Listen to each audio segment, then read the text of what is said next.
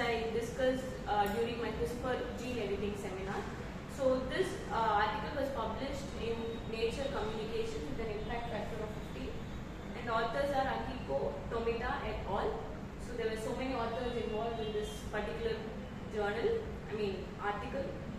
And the novelty of this study is, the study actually introduces a novel strategy using multiple nicks, that is single strand breaks in the DNA for gene editing, as opposed to the traditional double strand breaks which is caused by the CRISPR-Cas9.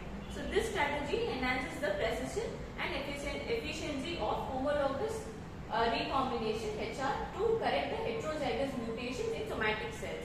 So it improves the genomic editing by focusing on inter-homolog recombination, which is less prone to errors like mosaicism, which I explained earlier. That is the mutations which can lead to craniofacial anomalies and off-target effects compared to the traditional double-stranded breaks. So before moving on to the methodology, there are some key terms which are used. So the nickase is a CRISPR-Cas9 variant that induces single-strand breaks rather than double-strand breaks. Inter-homolog is nothing but the process in which the genetic material is exchanged.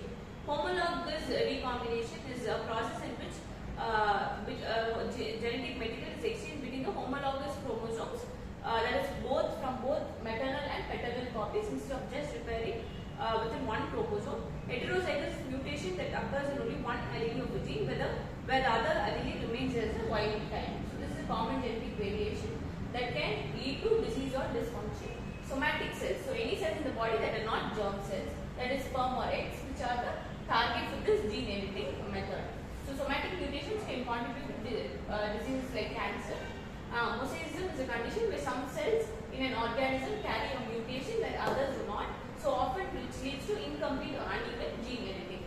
Homologous recombination, a DNA repair mechanism that uses homologous template, a matching chromosome or a sequence to repair DNA breaks, ensuring accurate restoration of the genetic code. So the methodology part of it is the component details. They use the human cell lines, that is TK62-61 cells derived from TK6 cells. So these cells harbor heterozygous frame shift mutation, that is C231 duplication of C in exon 4 of the TK1 gene, rendering them deficient in the thymidine kinase activity, and TSCER2 cells.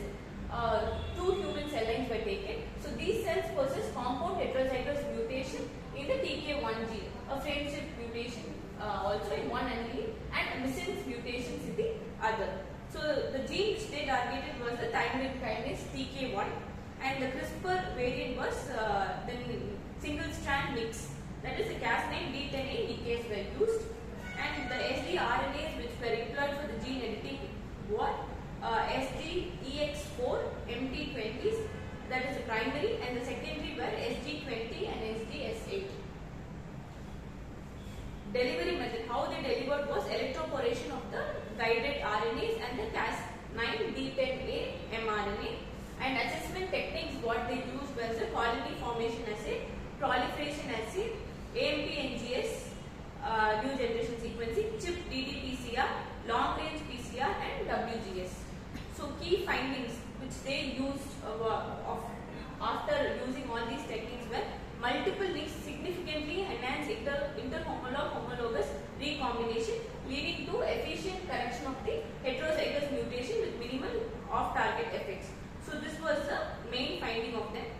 So the result were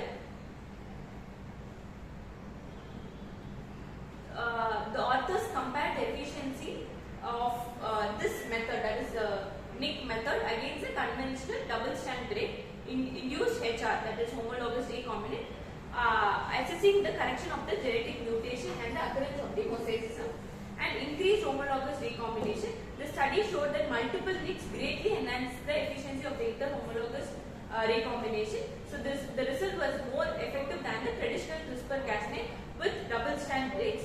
So the correction of the heterozygous mutations, the somatic cells with the heterozygous mutations were successfully edited to correct the genetic defects using this approach, demonstrating its potential for the therapeutic application. And there was also reduced mosaicism.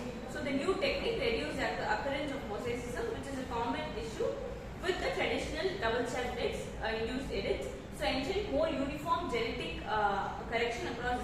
population, and there was also high precision and efficiency. The method led to a more precise correction with